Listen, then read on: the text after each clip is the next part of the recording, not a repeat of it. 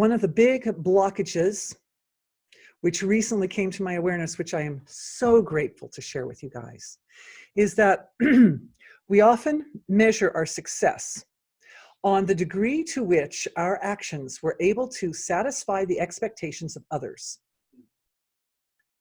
Yes, perhaps I should say that one more time. We tend, this is a collective problem. Everybody does it. Everybody in society does it. We tend to measure our success based on our perception of how well our actions satisfied the expectations of others. Now, I mean, that has a lot to do with like trying to get to a certain place at a certain time because you're going to meet somebody. Yeah, see, raised hands over there. Thank you guys for validating. Most people do put the priority. That is a very high priority.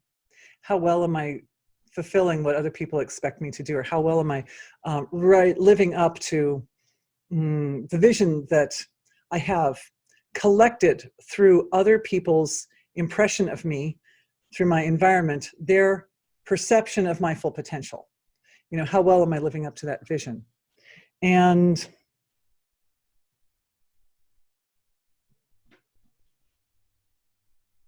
there's only one relationship. There's only really one relationship. And that's the relationship between ourselves as an individual and ourselves as the wholeness of creation. That's the one relation. That's the one that we want to live up to. That's the relationship we want to live up to. All the other relationships they pale in the light of that relationship. And in that relationship, sometimes the measure of success is not what we expect. Oh, almost all the times, the measure of success is not what we expect. Why? Because our relationship with our own totality is a relationship completely oriented towards our evolution. That means expansion. That means expansion of our own expectations on ourselves and expansion of everything. So what we can do is when we shift, we shift our priorities, we're doing so at the astral level.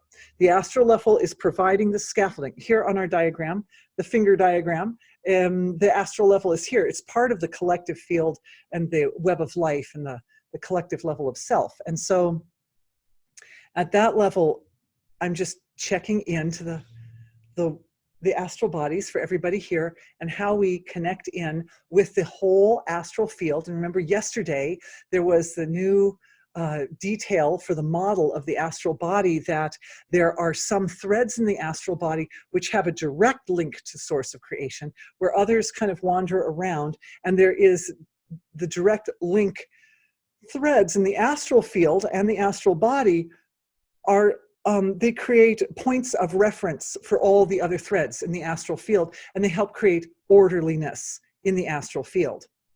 So what happens is sometimes priorities are built off of threads in the astral field which are not those anchoring threads.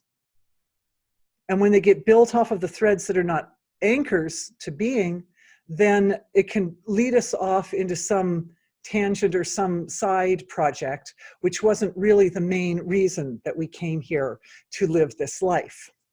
And that stops us from being as efficient with our time as we could. One of the big surprises that I got when I had this realization, by the way, just saying, and it was connected to a really huge healing I'd been suffering with. I suffer from stuff sometimes.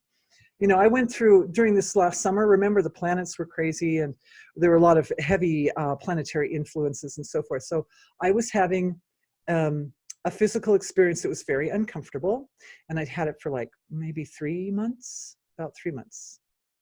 And then I had this realization that in a particular relationship, I was living my life in order to satisfy the expectations of another person. And that I was measuring the success of the relationship on my ability to come up to the other person's expectation on me.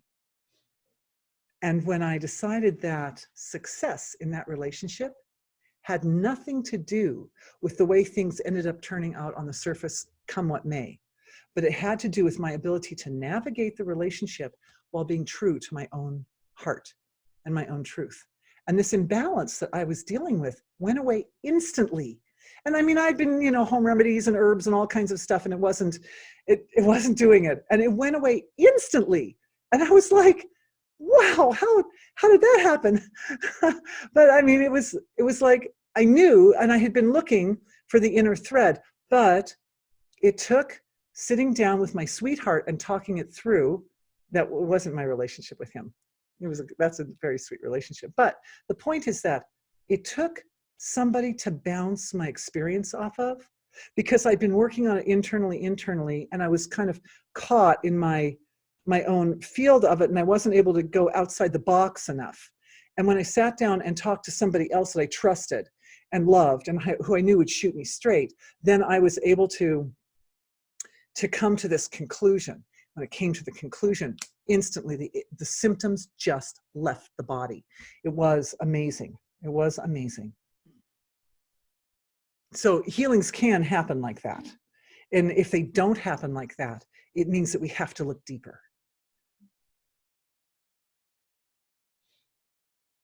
True to your own self. In other words, success in any given situation is based on the fact that when you finished your activity, you look back and say, I was as close to being as I could be in that situation. I held my own essential truth. I honored it, and I held it in a sacred position in myself, and I did what was right for me that I needed to do in that situation. I think a lot of us women end up in those situations where the desire to serve others and the desire to support everyone feeling happy and not being upset and things like that, that desire is so strong that we're often willing to self-sacrifice. So if we cut out all the places in the day where we're self-sacrificing, by realigning, and now I'm checking in with everybody's astral bodies, so checking in on those threads and making sure that the prioritization schedule or the system of prioritization is aligned with those mother threads in the astral body, which are your connection with being. And it could be even in bigger things, there could be bigger things where there's significant relationships or something that you feel like, gosh, I'm letting that person down.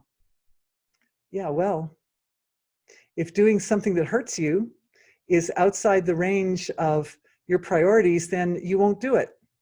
Even if someone says, oh, now you've hurt me because you didn't do what I expected you. It doesn't matter. It's okay, they have to deal with that. Because if you set boundaries and limitations for yourself that are right for you, truly right for you, it will initiate situations for others where they grow, where they evolve, and where as they evolve through that, even like maybe they're expecting you to uphold something for them and then you didn't, then that means that they have to find another way to uphold that. And when they find another way to uphold that, they grow. And they ultimately will be happier because they will be stronger and more efficient, self-sufficient, etc. Otherwise, we're wasting our time enabling others. Thank you, guys.